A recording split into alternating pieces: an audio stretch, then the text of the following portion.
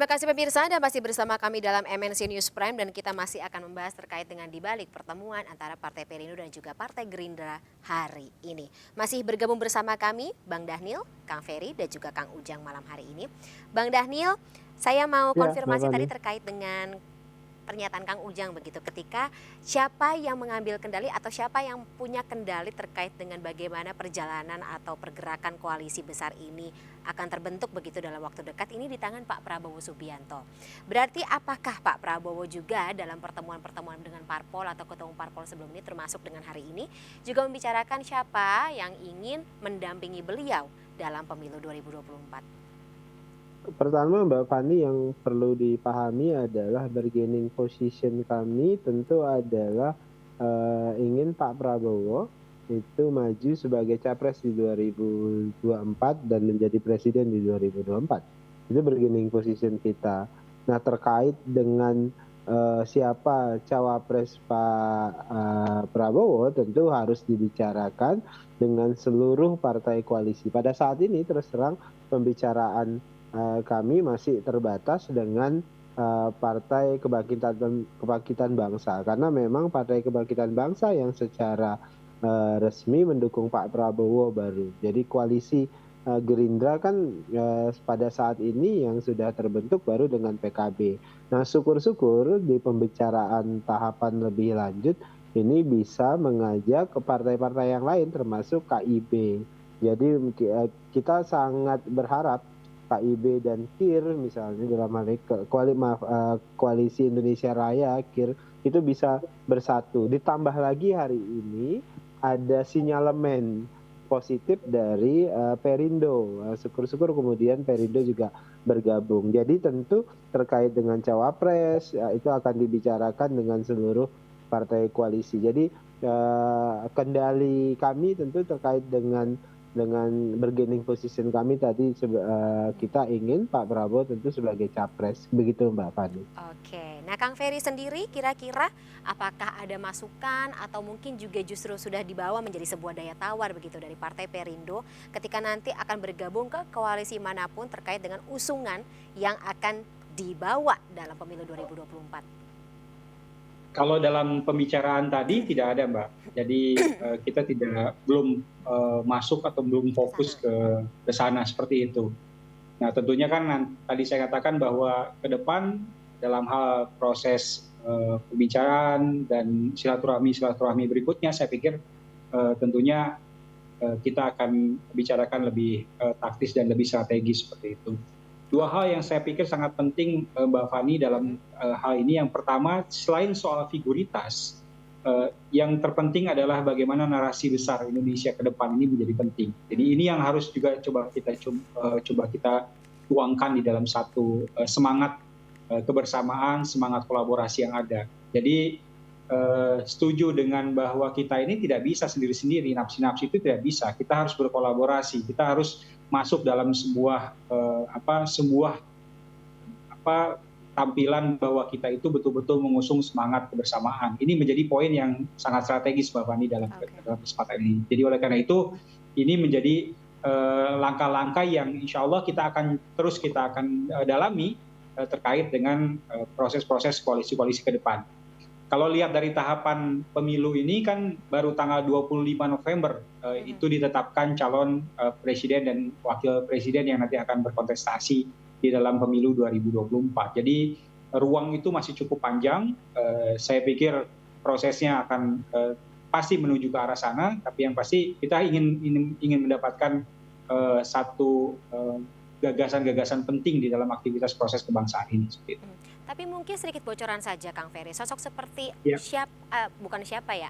sosok seperti apa yang diinginkan oleh Partai Perindo sendiri untuk pemilu 2024? Iya, banyak. Kalau sosok sih kan kita bisa subjektif dan kita bisa objektif dalam menilai. Jadi banyak hal yang saya pikir perlu kita dalami kembali Mbak Fani terkait dengan soal seperti ini. Ya, tentunya kan kami juga secara internal kan banyak tokoh-tokoh yang bergabung ke Partai Perindo yang saya pikir juga punya kapasitas yang luar biasa seperti itu. Jadi ini juga menjadi hal yang perlu kita informasikan kepada publik juga bahwa kita juga punya daya tawar terkait dengan aktivitas-aktivitas dalam peta perpolitikan yang memang ada saat ini seperti itu. Tapi kan itu masih jauh Mbak Fani. Ini yang memang kita akan bicarakan nanti bagaimana upaya-upaya kita ke depan, hal-hal yang memang lebih strategis seperti itu. Oke, saya ke Bang Daniel sedikit deh gitu. Singkat saja mungkin Bang Daniel sebelum saya nanti ke Kang Ujang gitu. Kalau dalam Partai Perindo sendiri sosoknya ada nggak sih yang dibutuhkan oleh Pak Prabowo Subianto untuk maju? Ya, yang jelas pasti ya seluruh sosok-sosok terbaik masing-masing partai politik pasti punya gitu. Dan kita menghormati itu. Tentu kan ini bukan masalah sekedar like or dislike, ini juga masalah elektoral di satu sisi, kemudian keterimaan di sisi lain, keterimaan oleh partai-partai koalisi yang ada. Jadi dua hal itu menjadi bagian penting. Jadi ini bukan masalah Pak Prabowo suka dengan sosok di Perindo atau suka dengan sosok di PKB atau di PDIP atau yang lain. Tapi terkait dengan tadi dua hal, elektoral di satu sisi dan kemudian keterimaan di teman-teman koalisi lainnya. Begitu Mbak. Oke, baik. Terakhir saya ke Kang Ujang. Kang Ujang, kira-kira melihat bagaimana dinamika pergerakan para parpol dan juga ketua umum parpol tentunya yang masih akan melakukan silaturahmi ke depannya, tidak hanya di bulan Ramadan ini tetapi juga tentunya setelah Lebaran, halal bihalal begitu setelah Lebaran. Pak Prabowo kebanyakan saat ini atau Gerindra kebanyakan saat ini tuh didatangi begitu. Kira-kira apakah Pak Prabowo memang tempatnya untuk didatangi oleh para parpol-parpol yang lain dan bagaimana juga dengan pergerakan parpol-parpol lainnya begitu ke masing-masing koalisi besar? Nah, kalau politik itu kan didatangi dan mendatangi. Kalau caleg itu kan bebas ya. Mengenal dan dikenal. Jadi konteksnya itu. Jadi saya melihat ya kalau hari ini misalkan Pak Prabowo didatangi, suatu saat juga Pak Prabowo akan mendatangi gitu, Perindo. Saya meyakini itu. Karena harus equal kan, harus sama, harus setara dalam konteks ingin membangun persahabatan dalam sebuah koalisi. Tidak ada yang lebih dominan seperti itu saya melihatnya. Ini kan sudah sama nih, warna bajunya sudah putih-putih kan, Pak Prabowo baju putih gitu kan, Pak Haritanu juga sudah senada, sudah seirama, satu frekuensi, sudah cocok sebenarnya. Cuma kita tidak tahu ke depan, saya sih meyakini ya karena beliau berdua itu sahabat baik ya, sudah tahu lah apa maunya masing-masing begitu. Ya saya sih meyakini ya nanti komando koalisi besar itu kan komandonya ada di Pak Jokowi yang disampaikan oleh Pak Prabowo itu ya. Kita lihat langkah ke depan. Tapi saya melihat Pak Prabowo sedang leading, sedang di atas angin. Kenapa tadi? Karena blundernya Ganjar dalam konteks menolak ya. Jadi momentum sendiri ya. Ya, jadi seperti tadi kalau Pak Prabowo didatangi itu tentu tadi blessing in disguise ya bagi Pak Prabowo. Yang lalu-lalu, yang kemarin-kemarin begitu dianggap masih belum bergerak, belum jalan, tapi saat ini sudah memanaskan mesin partainya, sekaligus juga ya sudah bergerak ke sana kemari untuk memang serius untuk menjadi capres. Karena bagi saya ini Pak Prabowo ini the last battle ya, pertarungan terakhir. Ini pasti akan mati-matian. Oleh karena itu ya tadi harus menang. Ya tapi peluang menangnya ada. Kalau lihat dari konstruksi yang ada saat ini begitu. Oleh karena itu ya harus dijaga dan dipelihara dan tadi membangun sebuah koalisi dengan partai manapun termasuk dengan Partai Perindo itu menjadi sebuah keniscayaan, keharusan. Semakin banyak yang bergabung, semakin besar koalisi itu, semakin menambah kekuatan bagi Pak Prabowo. Nah, saya meyakini Prabowo sudah 3 kali ikut kontestasi Pilpres ya, 1 kali jadi cawapres, 2 kali jadi capres, punya pengalaman panjang.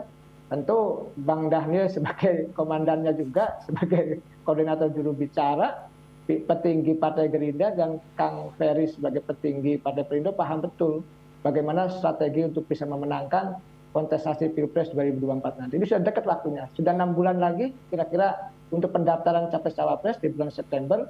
Jadi ya memang tadi konteksnya Pak Prabowo bisa didatangi, bisa juga mendatangi. Karena tidak bisa hanya didatangi, karena politik itu harus juga punya rasa, harus juga punya empati, kepedulian kepada partai-partai yang lain. Dalam konteks seperti itu, maka ya tadi harus rendah hati, ya harus saling menyapa petinggi elit lain, termasuk menyapa rakyat. Itu menjadi sebuah keharusan yang harus dilakukan oleh Pak Prabowo. Ini tadi the last battle, harus hati-hati, strateginya juga harus jitu, harus membangun sebuah koalisi yang besar. Karena tadi kalau misalkan Gerindra dengan PKB, bagi saya mohon maaf agak kurang cukup kuat untuk bisa memenangkan pertarungan. Jadi butuh koalisi besar itu. Harus dibangun seperti itu. Harus merangkul lebih banyak lagi parpol yang tentunya sejalan begitu ya. Karena lagi-lagi mungkin kalau kita bicara mengenai pertaruhan atau apa ya namanya, pembuktian begitu bagi masing-masing parpol, baik Gerindra maupun Perindo juga punya misi masing-masing yang harus dibuktikan dalam tahun 2024 ini atau Pilpres 2024 ini. Tapi sayang sekali durasinya sudah habis Bapak-bapak, kita terpaksa harus sudahi dulu dialog kita pada malam hari ini. Tapi semoga sama-sama kita bisa melihat seperti apa hilal dari hasil pertemuan hari ini dalam waktu dekat ya, Bang Daniel dan juga Kang Ferry. Kita sama-sama tunggu saya dan Kang Ujang dan awak media khususnya kita tunggu sama-sama seperti apa ke depan dalam waktu dekat ini. Terima kasih Bang Daniel, Kang Ferry dan juga Kang Ujang atas waktunya bersama kami dalam Indonesia News Prime hari ini. Sama-sama. Kita ketemu lagi dalam waktu dekat, kita ketemu lagi dalam lain kesempatan. Selamat malam, sampai jumpa.